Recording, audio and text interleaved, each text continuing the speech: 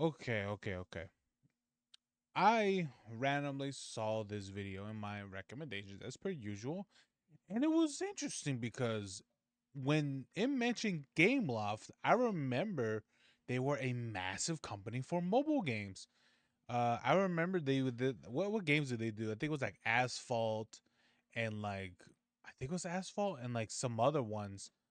Um, some other pretty prevalent like massive mobile games, but I guess they're uh I don't know. I guess they're just not relevant anymore, which is kind of understandable. But anyway, let's see what the hell happened to Gameloft. Man, I remember them back in the day, back in like what 2015, 2014. Yeah, they were big. But let's see what happened. If you've played games Let's like see. Asphalt, Brothers in Arms, and Gangstar, it's safe to say Yeah, you've heard Brothers about in the company, Arms. Gameloft. It's one of the largest gaming companies in the world and is renowned for developing high-quality mobile games. But for quite some time, You know what's crazy is that Asphalt, if you really think about it for a mobile game, it looked really, really good. it has marked a decline, as observed by falling revenue and its games failing to draw people's interest. So what went wrong with Gameloft, which was considered one of the biggest mobile gaming companies Yeah, around it was. 2014 to I mean, 15, but is yeah, bleeding money at yeah, present? exactly. Let's learn about its rise and fall in today's video. Wait, so it was these guys that did Minion Run? Dude, that's crazy. First of all, let's discuss the origins of Gameloft. It was Mitchell Guillemot who founded the company in 1999. What you might not be aware of is that he was a co-founder of Ubisoft as well. It was essentially five brothers who came to found Ubisoft. I'll be honest with you. It makes so much sense why the games kind of have like that Ubisoft like feel to it. Now that he says it, it makes sense why that is. And the Guillemot family was previously into agriculture, Didn't they then also do computers, Ubisoft and now games as they well? bought this video game business. Anyway, Gameloft would go on to become the best mobile game studio in the world, with its games running into hundreds of millions of downloads and raking in big money. Let's have a closer look at how its games could achieve such success. Now, one common thing about a lot of Gameloft games is that they are inspired by some other PC or console game. For instance, the I believe Gangstar it. series draws heavily from GTA, and we get to see similar 3D open-world crime gameplay. Zombie Infection shares a likeness with Resident Evil 5, and the Nova series is sense. inspired by Halo, and Shadow Guardian from Uncharted. The list is fairly long. Oh, yeah. Although they were I can dubbed as see it. clones of popular games, they suffered little competition since no developer made such fine games for the mobile platform. And this became their USP, where they brought out games resembling popular titles that people on their mobile phones could enjoy. Naturally, this drew some backlash, like in November 2011, when Mitchell was asked to comment on their games being called out as clones. He answered that the video game industry rarely witnesses new concepts, and that in a year, only one or two fresh ideas surface, around which games are built. Whether you agree with this reasoning or I wouldn't not, exactly it say is a it. fact Yeah, I that wouldn't exactly say Gameloft's it's inaccurate titles, either. despite being clones, are top-notch. They have well-polished gameplay and offers a decent experience, sometimes even better than the original title. Stay away from ads. One thing we can all appreciate is that Gameloft did not monetize their games with advertisements. Now, a mobile game generates I'll be honest with you. I can't remember if the game really shoved ads in your face. I think they just mainly relied on their monetization, and that was really it. But in terms of advertisements, I can't remember. Maybe in the later years, probably, yeah. But early on, no, I can't remember a single one. income by carrying ads, microtransactions, or retailing. Among the three, the developers steered clear of ads since they didn't want to ruin our experience, especially in the campaign game genre that Gameloft focus on. I mean, you could be merrily progressing in the game and suddenly a 30-second commercial would completely upset the flow. As such, 100%, where other man. games were making millions from ads, Gameloft believed that it would only encourage players to switch to a rival game. But it wasn't as if they that makes relied on sense. microtransactions, which were very few. They mainly retailed their games, where one had to make a payment for downloading the game. And that was it! This is why they made more money off the iOS editions, as someone who can afford an iPhone can spare a few bucks to acquire a game too. Yeah. Between quantity and Quality, quality, yeah, Gameloft quality. surely went with the latter. It's true that they have produced more than 190 games, but That's a even lot, then they dude. try to focus on quality to offer the best possible. True question is that even though they made 190 games, how many of those games are actually like successes.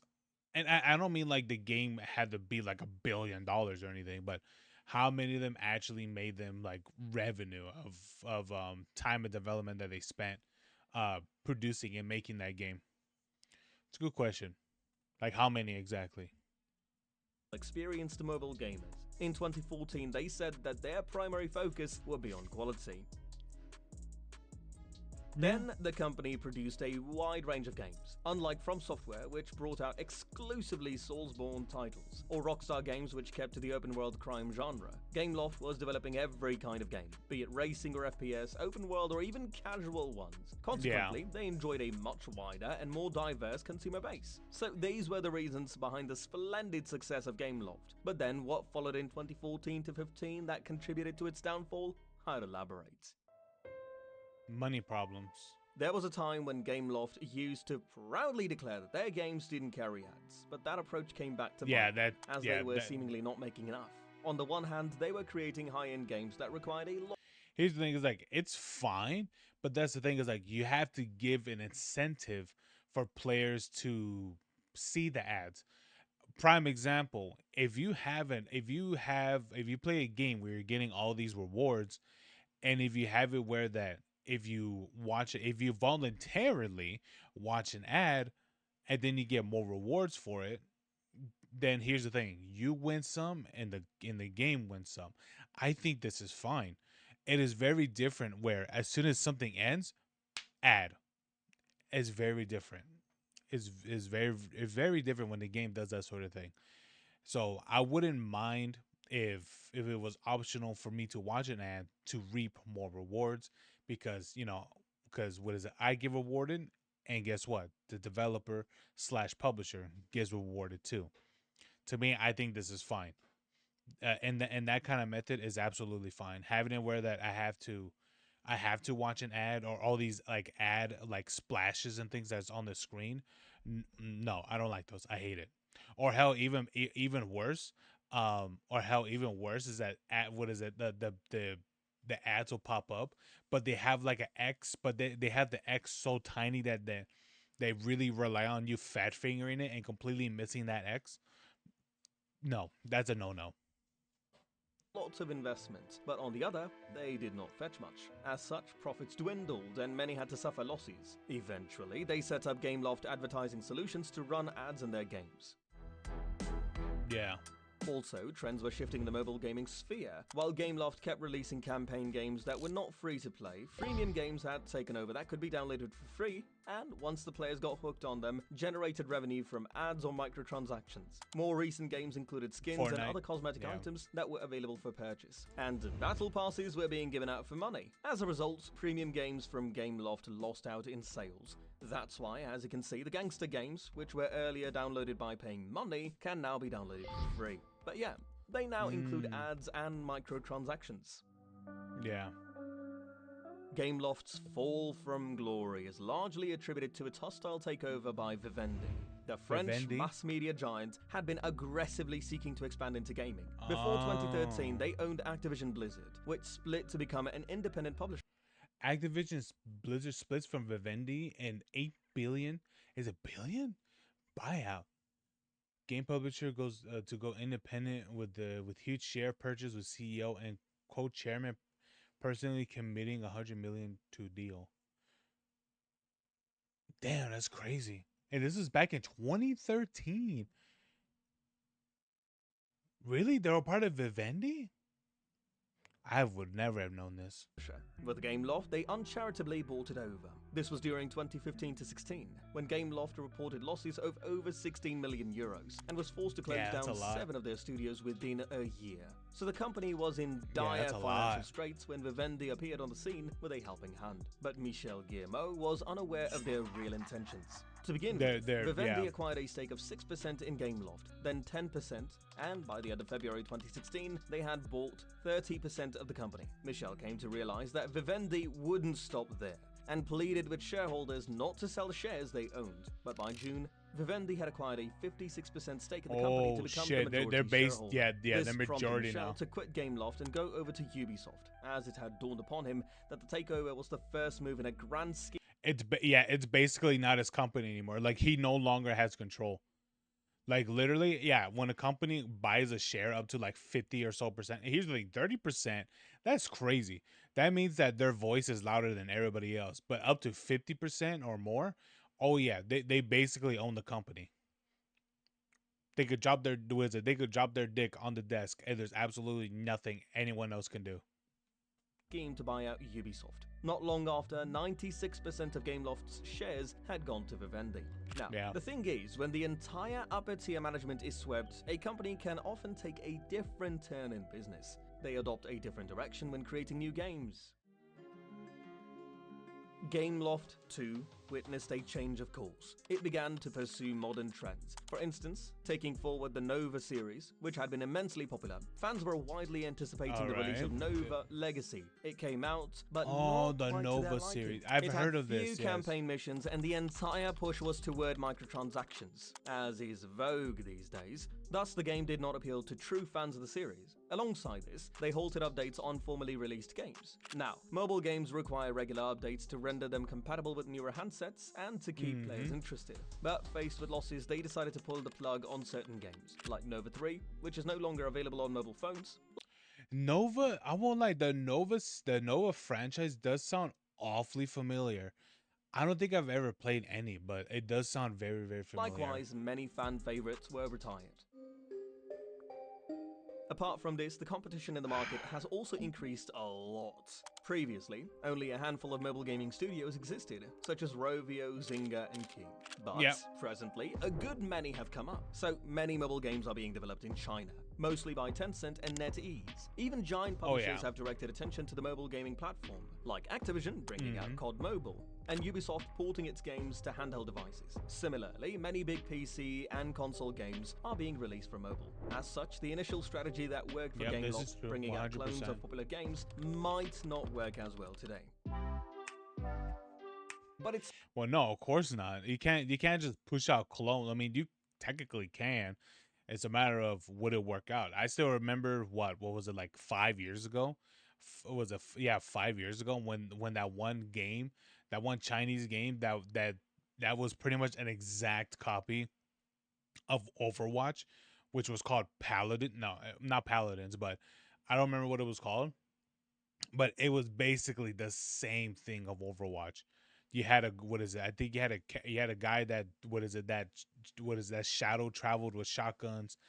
A big dude that had a what is it that had an energy shield, by the way, an energy shield that was able to charge and all that stuff. Even I think even ground slam as well with his ultimate ability. It was carbon copy. But yeah, like you could technically do clones, but it's a matter of they're probably not gonna work out as much. Especially when some of these other publishers are basically porting their games from from their main console PC line up down to mobile. So yeah, that's gonna be difficult to do. not all downhill for Gameloft. Although their revenue has shrunk, their games continue to receive 1.5 million downloads every day and each month. More than 70 million people play them.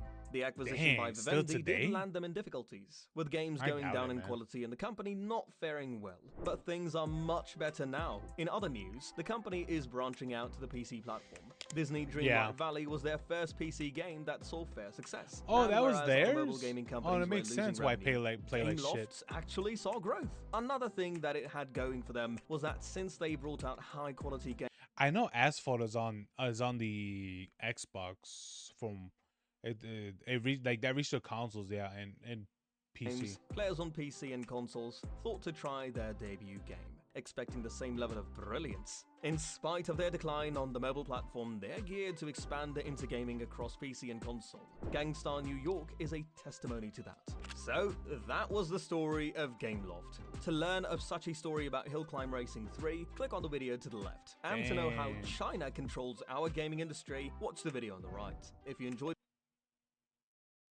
How China secretly controls almost all video games. Oh, absolutely, absolutely.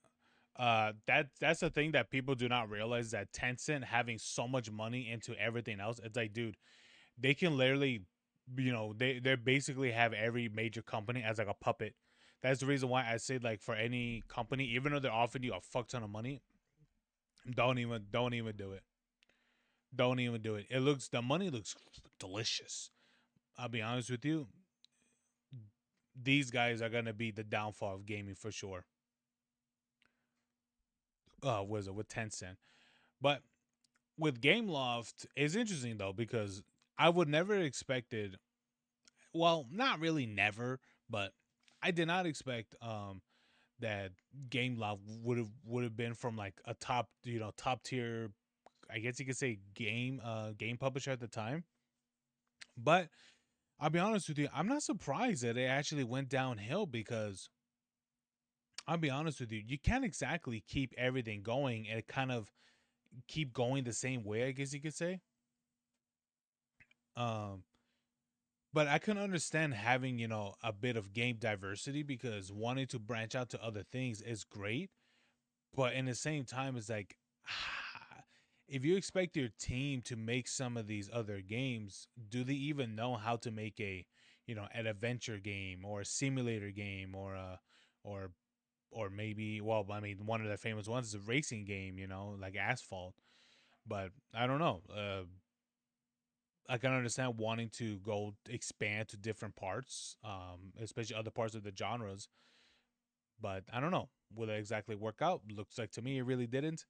But honestly, with the whole monetization thing, I'm not surprised either that they actually, what is it, ran out of, we're running out of money.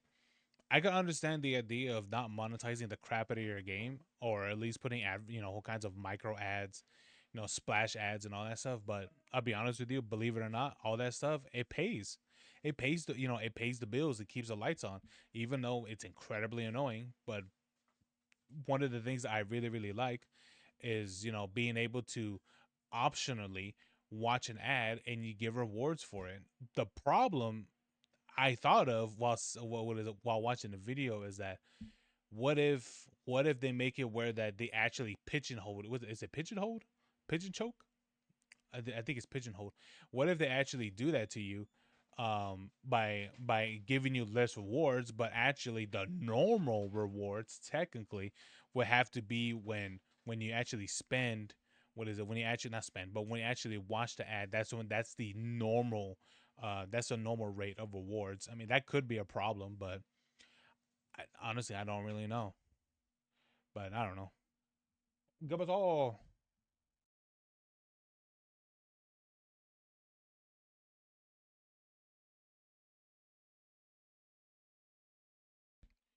But anyway,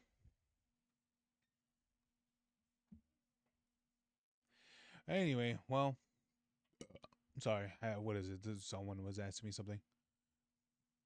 Anyway, well, eh, I'm not surprised. It's I'm not. Don't exactly feel bad that Gameloft sank or anything like that.